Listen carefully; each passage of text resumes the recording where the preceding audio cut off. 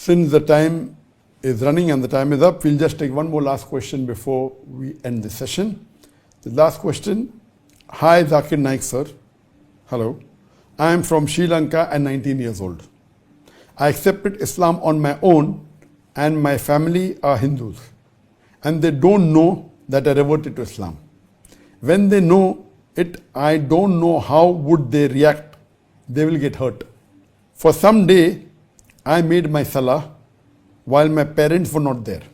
I could concentrate on my prayers and I missed one or two prayers because of my classes and school.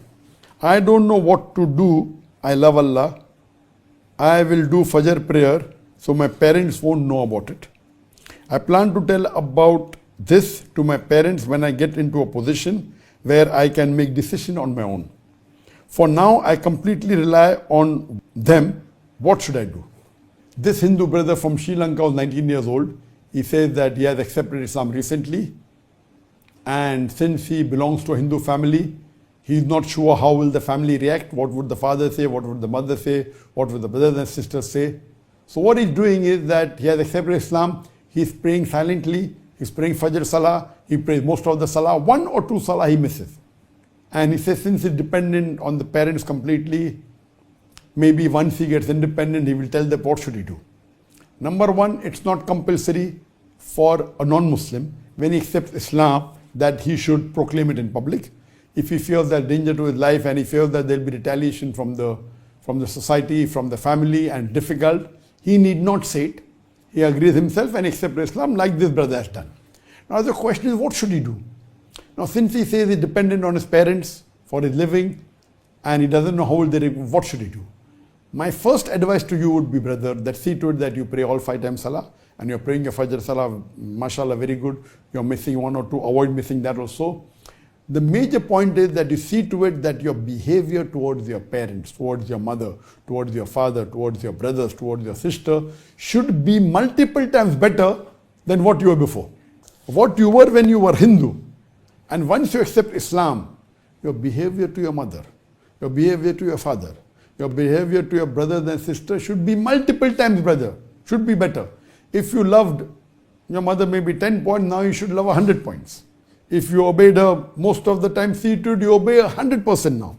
Except those things which they say, which is against the Sharia, which is against the Quran, which is against the teaching of the Prophet. Everything else, for example, your mother tells you, my son, why don't you wear a blue shirt? And you don't like blue color. Now once you accept Islam, there is no harm in wearing blue color. You tell your mother, okay, you want, though I don't like it, I am wearing blue color because of you.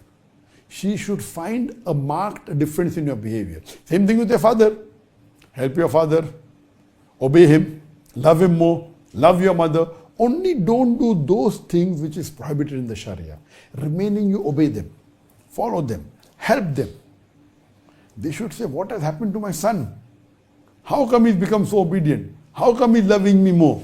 Now later on, maybe after a few weeks, after a few months, when you think the time is right, you can tell them that the change has come in my life because I'm a Muslim. And my religion, Islam, says that paradise lies beneath the feet of the mother. My religion says that father is the gateway to heaven. You have to obey your parents. My religion tells me, my Quran tells me that you can't say oof to your parents, even if they reach old age. You have to love them, you have to respect them, you have to obey them. So if you start telling all these things, I'm sure they'll be impressed. Not only will they be happy with you, even they will accept Islam. So you are now the source to lead your parents and your brothers and sisters to Jannah. So see to it that you create an environment that they love Islam. If there are any misconception, if there are any Islamophobia, you remove it. And you see to it that you slowly do dawah to your parents and to your siblings, to your brothers and sisters. And inshallah, pray to Allah subhanahu wa ta'ala, may He grant you Jannah. I pray to Allah subhanahu wa ta'ala to give you the guidance and the sabr and the knowledge to invite your family members to Islam, invite your friends, and inshallah, may you, inshallah, go to Jannat al-Firdaus. This was the last answer that we had time.